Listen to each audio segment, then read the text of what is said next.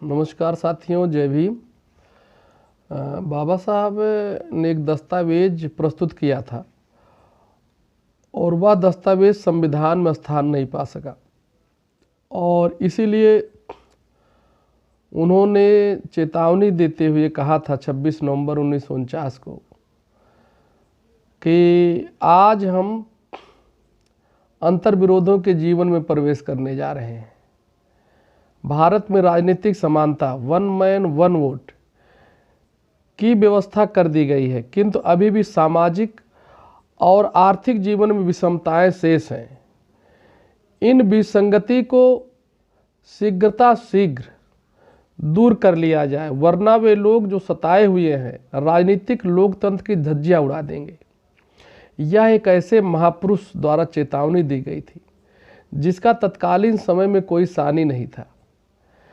आने वाली सरकारों ने बाबा साहब के इस कथन पर ध्यान नहीं दिया। समाज में आर्थिक और सामाजिक विषमता आज भी व्याप्त है। तो सर्वप्रथम साथियों, इस विषय में हम दो तथ्य सुनते हैं, दो तथ्य पढ़ते हैं, हम उसको सुनिए कि सामाजिक और आर्थिक विषमता का अर्थ क्या है। तो सर्वप्रथम 1951 में हैदराबाद राज्य में साम्यवादी आंदोलन बड़े चरम पे पहुंच गया था। तो उस समय के तत्कालीन संत विनोबा भावे हैदराबाद के तेलंगाना क्षेत्र में सर्वोदय आंदोलन के लिए जाने वाले थे और उनका जो स्थान चुना गया था शिवराम पल्ले था। और उसी यात्रा के दौरान उनको एक गांव मिला और जहां रात्रि उनको निवास करना था। वो गांव का नाम था बलपल्ले। तो किसी ने उन्हें बताया कि इस गांव की कुल आबादी 3000 है और जो कृषि भूमि है वो 3000 एकड़ है। और लेकिन विडंबना यह देखिए कि केवल 90 परिवारों के पास ही 3000 एकड़ भूमि है। 600 परिवारों के पास कोई भूमि नहीं है। और इसी की परिणति हुई कि बाद में विनोबा भावे जी ने भूदान आंदोलन चलाया था और भूदान आंदोलन असफल रहा देश में। दूसरी कहानी है, एक हमारे स्थानीय रिपोर्टर है हरियाणा से, उदय चे। उन्होंने एक आंकड़ा प्रस्तुत किया है रोहतक जनपद के कलानौर तहसील की। वो लिखते हैं कि कलानौर तहसील में दलितों के पास जो कृषि भूमि है, कृषि भूमि दलितों के पास मात्र 375 एकड़ है और वह जो है कुल भूमि का 61,355 एकड़ भूमि का मात्र 0.61% है। दोनों कथनों से स्पष्ट है कि आर्थिक विषमता का बहुत बड़ा कारण है कृषि भूमि का असमान वितरण। तो बाबा साहब ने इन पद्धति को दूर करने के लिए संपत्ति के समान वितरण व्यवस्था के लिए एक योजना प्रस्तावित किया था। उसी योजना का नाम था उद्योग क्षेत्र में राज समाजवाद स्थापित करना और कृषि क्षेत्र में सामूहिक कृषि करना। दोनों को समझते हैं कि दोनों क्या होता है। अभी तक भारत में इसकी कभी चर्चा नहीं हुई। तो बाबा साहब ने लिखा था कि उद्योगों का राष्ट्रीयकरण कर दिया जाए। जितने भी कल कारखाने हैं, जितने भी बड़े बिजनेस हैं, निजी क्षेत्र में तो हो लेकिन ज़्यादातर सरकारों के पास हो और वह जो है उद्योग जन कल्याण के लिए हो। अर्थात जो उद्योग लगाए जाए उस पर किसी निजी व्यक्ति का स्वामित्व ना हो, कम से कम हो। छोटे मोटे उद्योग तो चलते रहें लेकिन बड़े जितने भी उद्योग हों उनका राष्ट्रीयकरण कर दिया जाए, सरकारों के अधीन हो।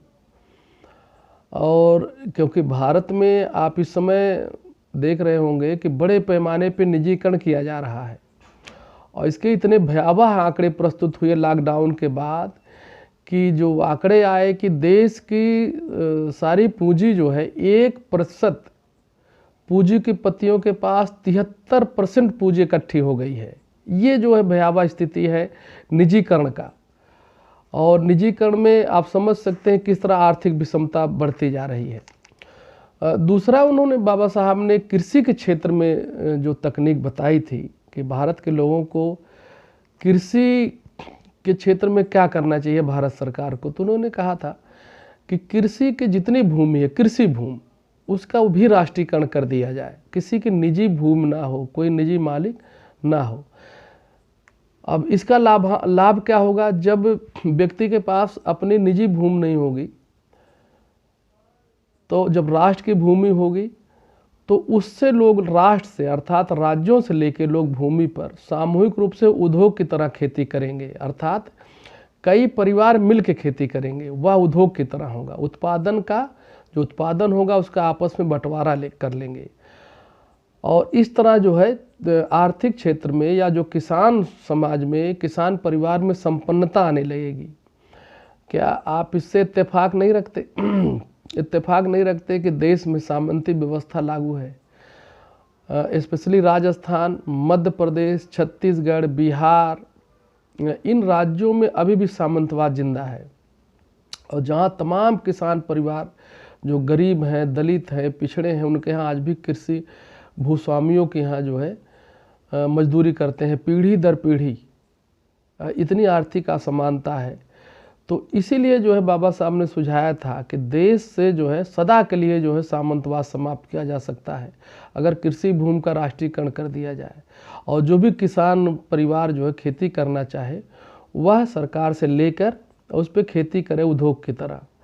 और यह केवल भारत में नहीं है, अन्य देशों ने इस तरह के पद्धति अपना के सफलतापूर्वक संपन्न किया है। सोवियत रूस में जब 1917 की क्रांति हुई साथियों, तो सर्वप्रथम वहाँ काम यही किया गया कि वहाँ कृषि भूमि का राष्ट्रीयकरण कर दिया गया और सामंतवाद सदा के लिए समाप्त हो गया। सब इक्वल हो गए आर्थिक रूप से, कोई जमींदार नहीं, कोई सामंत नहीं, और राष्ट्रीयकरण करके खेती का सबको दे दिया गया कि चलिए आप सामूहिक कृषि काम करिए, जिसको भी उत्पादन का काम करना है, खेती काम करना है, अपना परिवार लेके आए, 10 परिवार मिलकर सामूहिक रूप से खेती करिए और उत्पादन के साधनों का जो है आप आपस में बंटवारा कर लीजिए, लाभांश का बंटवारा कर लीजिए। यही नहीं, यह व्यवस्था बल्गारिया, रोमानिया, चीन, वियतनाम, इजराइल आदि देशों में जो है सफलतापूर्वक काम कर रही है। यह एक क्रांतिकारी बदलाव होगा जो पीढ़ी दर पीढ़ी जो है भूस्वामियों के यहाँ, सामंतों के यहाँ जो है गुलामी का जीवन यापन करते हैं, उनसे सदा के लिए मुक्ति मिल जाएगी।